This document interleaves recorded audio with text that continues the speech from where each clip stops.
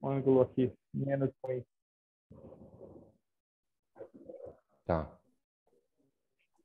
Bom dia a todos. Uma grande alegria abrir mais uma palestra virtual do 20º Simpósio da PET, que completa agora em 2023 20 anos de idade, e desde então vem fazendo um trabalho primoroso na disseminação e estudo do direito tributário por meio da realização de eventos, cursos, seminários. E para coroar esse simpósio desse ano, a gente tem a alegria de contar com as palestras virtuais. E hoje, em especial, a gente tem a alegria de contar com a presença do professor Carlos Daniel. O professor Carlos Daniel também é daqueles professores que dispensam a apresentação. O professor Carlos Daniel é doutor em Direito Tributário pela Universidade de São Paulo, mestre em Direito Tributário pela PUC, foi conselheiro do CARF, tanto da terceira sessão quanto da primeira sessão, é colunista do Conjuro na coluna direta do CARF, professor de diversas instituições, dentre as quais eu destaco aqui o IBDT e a própria PET. E o professor Carlos é um daqueles pesquisadores que contribuem bastante para a disseminação e crítica do direito tributário. Então, ele está em diversas obras editadas pela PET nesse ano, está no livro de Lucro Arbitrado, que é a continuação do caderno de pesquisas tributárias, inicialmente dirigida pelo professor Ives Gandra, está no livro de 100 anos sobre o imposto de renda, só para citar alguns aqui. Então, Carlos, a palavra é sua, a alegria é muito grande nossa da PET em recebê-lo, e fique muito à vontade aí para fazer as suas considerações. Obrigado, professor Alexandre. Bom, sejam todos bem-vindos para o 20º Simpósio de Direito Tributário da PET.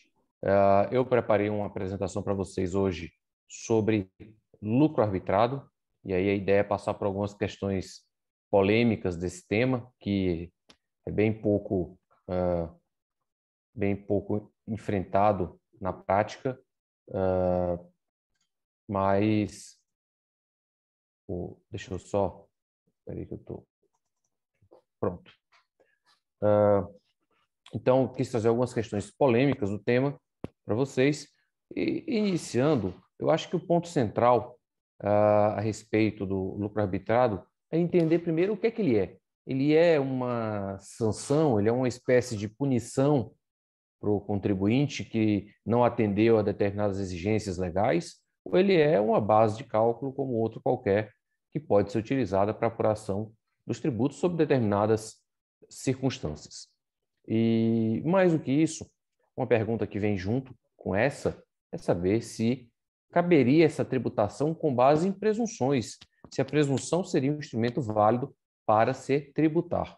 Bom, de pronto, adianto para vocês que eu não visualizo nenhum problema em se tributar com base em presunções, até porque, rigorosamente falando, pessoal, toda hipótese de incidência tributária, no fundo, traz uma presunção, mais ou menos determinada, mas sempre uma presunção. Não é à toa que Alfredo Augusto Becker referia-se aos fatos ou circunstâncias lá descritas como fatos signos presuntivos de riqueza.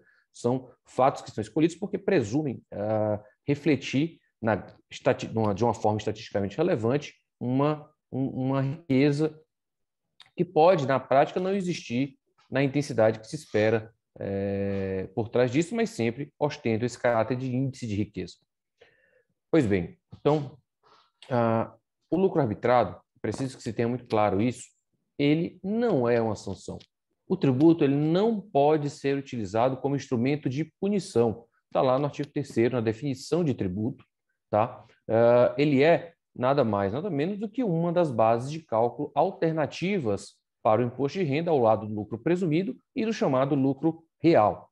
Ele não é nem mais nem menos fidedigno do que um ou que o outro. Ele é uma base cabível para algumas hipóteses. Que o contribuinte não atende a obrigações de deveres instrumentais que ele deveria cumprir.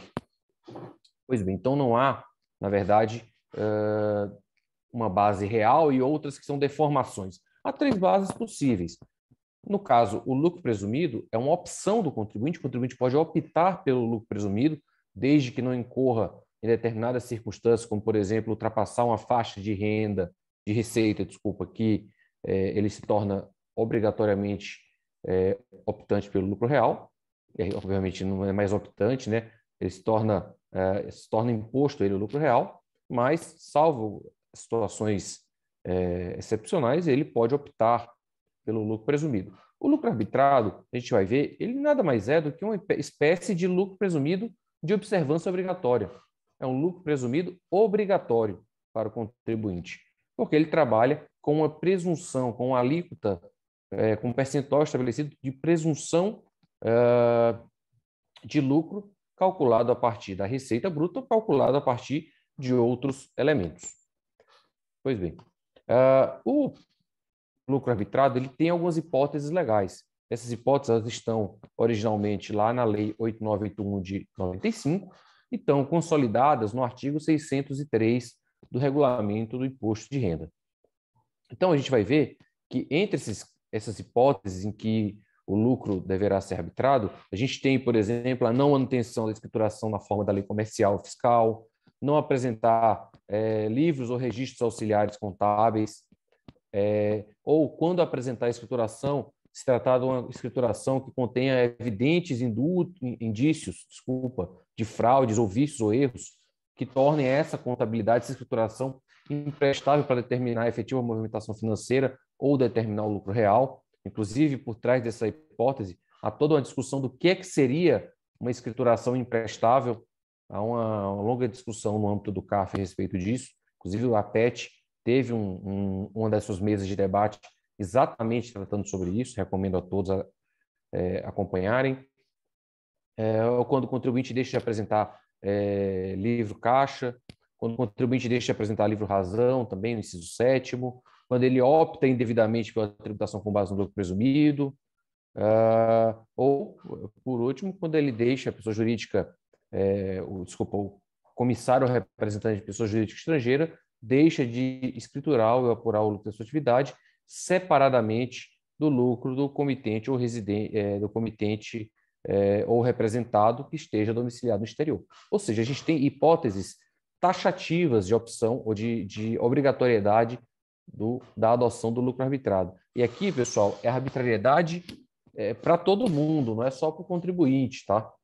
O fisco também, ele é obrigado a lavrar o auto de infração com base no lucro arbitrado, caso se verifiquem algumas dessas hipóteses. Ou seja, caso o fisco opte por lavrar um auto de infração com base no lucro real, ignorando existir uma dessas hipóteses, esse auto de infração é nulo, como o CARF já vem reconhecendo em diversas oportunidades. Da mesma forma, ele não pode optar por arbitrar o lucro fora do âmbito dessas hipóteses, o que não se confunde, naturalmente, naquele arbitramento como método de fiscalização e apuração lá do artigo 148 do Código Tributário Nacional, aquele arbitramento ali, quando se tiver uma declaração que não é digna de fé, enfim, indícios de fraude, não se confunde com o lucro arbitrado, tá, pessoal? Bom, e aí, avançando um pouco, a gente tem a forma da apuração dessa base de cálculo. E aqui a gente percebe por que algumas pessoas falam que seria, em alguma medida, uma forma de punição. Porque o lucro arbitrado, quando você conhece a receita bruta, a legislação estabelece que você aplique aqueles percentuais do lucro presumido acrescidos de 20%. E aí se conclui que, como tem que acrescer de 20%, seria uma forma de punir o contribuinte. Isso não tem nenhum fundamento, tá? Esse acréscimo é exatamente para contemplar eventuais distorções que possam ter a depender da situação concreta. É uma opção do legislador no estabelecimento dessa base de cálculo e não uma forma de punição. Naturalmente, a gente vai ter vários ajustes nessa receita bruta, inclusive se adota o conceito de receita bruta do artigo 208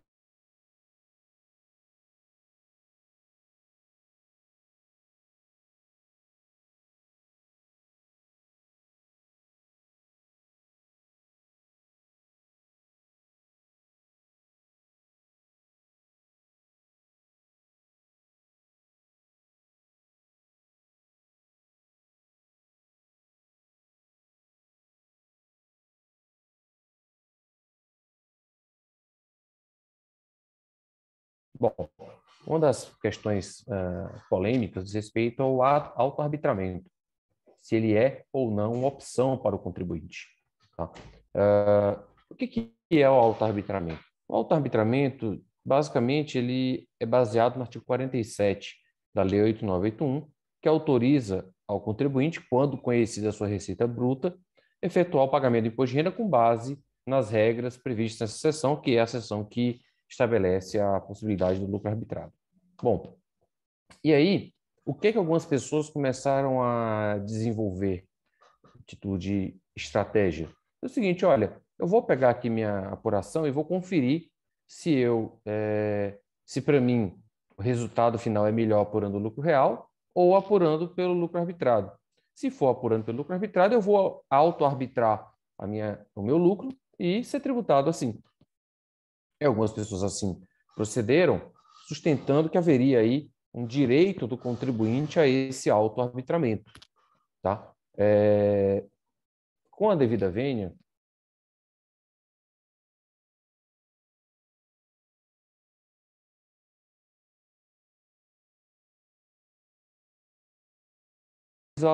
uma daquelas hipóteses que a gente já viu anteriormente.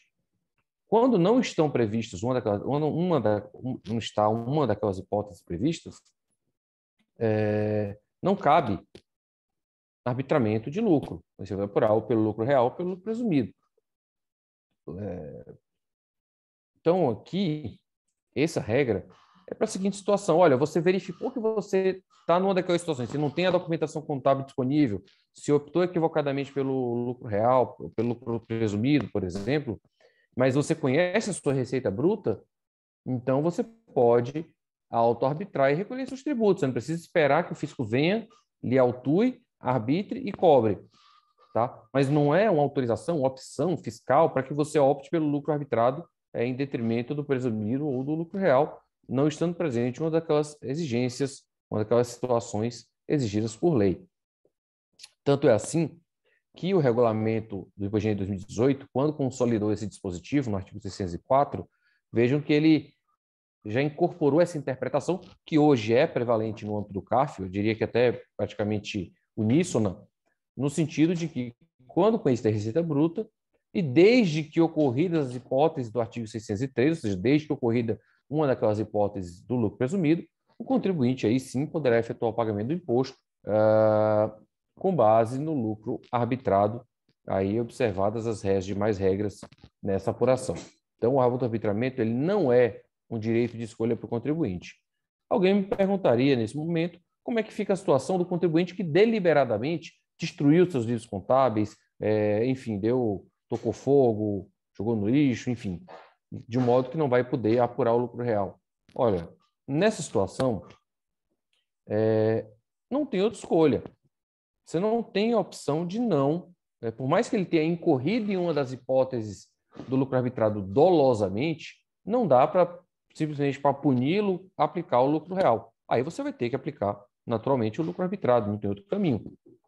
Não obstante, esse sujeito ele tá passível de outros tipos de sanções, desde sanções administrativas, como multas por descumprimento de obrigação acessória, até sanções penais, caso se verifique aí uma tentativa de sonegação, uma tentativa de fraude. Tá? Então, não há como escapar do lucro arbitrado em hipótese dessas, mas sem prejuízo de outras sanções. Outra situação que eu queria trazer para vocês hoje é no caso da receita bruta não ser conhecida. Veja, é muito comum a gente ter a situação da receita bruta conhecida e aí você aplica o percentual de lucro presumido, né? Aquele presumido acrescido de 20%, e aí você calcula o lucro arbitrado. E quando essa receita bruta não é presumida? Desculpa, não é conhecida. A legislação ela traz também algumas alternativas de cálculo. Então, ela usa outras grandezas econômicas com a finalidade de apurar essa base de cálculo. Então, a gente vai ter, por exemplo, o último lucro real, o inteiro e 5/10 do lucro real do último período que a pessoa jurídica manteve a escrituração, 4/100 dos valores dos ativos da empresa, do último balanço, 7/100 do valor do capital social, 5/100 do valor do patrimônio líquido do último balanço, 4/10 do valor de compra de mercadoria, 4/10 da soma da folha de pagamento, compras, matérias-primas intermediárias, material de embalagem, 8/10 da folha de salários dos empregados, ou 9/10 do valor mensal de aluguel devido.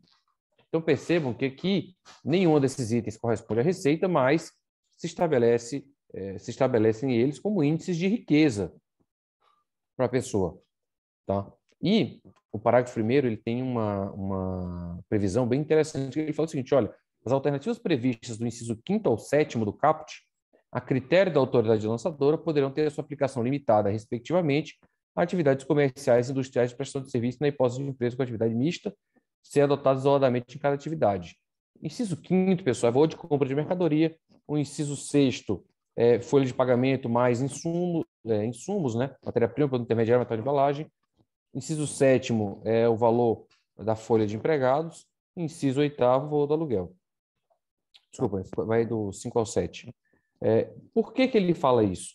Porque, veja, imagina que eu tenho uma empresa de prestação de serviço. Se eu tenho uma empresa de prestação de serviço e eu adoto como critério o inciso 5º, valor de compra de mercadoria, esse meu lucro arbitrado ele vai estar muito baixo. Ele está muito aquém da realidade. Por quê? Porque a empresa de serviço normalmente não tem grandes gastos com compra de mercadoria. Ela teria um gasto maior, sim, lá com o inciso 8º, um lucro mais adequado, mais próximo, sim, lá no inciso 8º, inciso 7º, quando ele fala da soma dos valores devidos no mês para os empregados. Então, o inciso 5º, 6º e 7º, eles dizem respeito a grandezas que se comunicam muito mais com a atividade comercial, industrial e prestação de serviço, respectivamente. Daí, o parágrafo 1º fazer essa referência. Mas, veja, pessoal, isso também tem que ser observado para os demais. O lucro arbitrado, ele não pode, o fiscal, escolher aleatoriamente qualquer um desses incisos. Ele precisa escolher, até por um dever de motivação, um inciso que se aproxime mais da realidade do contribuinte. Ele procurar entre esses incisos aquele que reflita. E aí, não é aquele que vai maximizar o tributo a ser cobrado, nem aquele que vai gerar menos tributo a ser cobrado. Do mesmo jeito que ele não pode escolher o inciso que vai gerar mais tributo, o contribuinte também não tem direito a escolher um inciso que vai gerar menos tributo. Há que se escolher de forma motivada, de forma fundamentada, uma base, uma forma de cálculo que se aproxime mais da realidade do contribuinte. Daí a necessidade de se motivar isso. E aí, aqui a gente tem uma questão bem interessante por conta da súmula CARF número 97. Essa súmula fala o seguinte: o arbitramento do lucro em procedimento de ofício pode ser efetuado mediante a utilização de qualquer uma das alternativas de cálculo enumeradas no artigo 51 da Lei 8981, quando não conhecer a receita bruta, que é exatamente o artigo que corresponde a esse artigo que eu mostrei para vocês. Aqui, pessoal, a leitura dessa súmula e a forma como ela vem sendo aplicada no CARF é no sentido de que o fiscal não necessitaria fundamentar a escolha entre um dos incisos. Ele poderia escolher qualquer um, e aí a escolha seria discricionária e não estaria sujeita a controle. Como eu falei para vocês, essa é uma interpretação, a meu ver, equivocada e, inclusive, trata-se de uma deformação do próprio conteúdo normativo dessa súmula. Essa súmula ela foi criada com base em acórdãos que simplesmente se questionavam se poderia arbitrar o lucro quando não conhecida a receita bruta. Em todos os casos, se disse, olha, pode sim, porque tem um artigo próprio que autoriza e que estabelece os critérios. Em nenhum desses acórdãos precedentes, pessoal, se discutia se tinha que ser o critério A ou o critério B. Só se discutia que, ausente a receita bruta, você poderia utilizar o artigo 51 da 8981. Quando foi sumular esse dispositivo, se adotou uma redação que induz a essa leitura de que haveria uma discricionariedade, o que é absolutamente equivocado. Então, me parece que essa súmula precisa ser ajustada, a redação dela, para refletir mais adequadamente os acordos precedentes e, mais do que isso, ela não deve ser um óbice, como vem sendo hoje, a discussão da metodologia de cálculo do lucro arbitrado nos casos em que a receita não é conhecida. O fiscal deve buscar sempre uma metodologia que reflita da melhor forma possível a situação concreta do contribuinte e a capacidade contributiva do contribuinte dentro daquelas circunstâncias. Bom, eram esses os pontos que eu queria tratar com os senhores hoje. Desejo a todos um bom 20º Simpósio de Direito Tributário e fico à disposição de todos para eventuais dúvidas. Muito obrigado.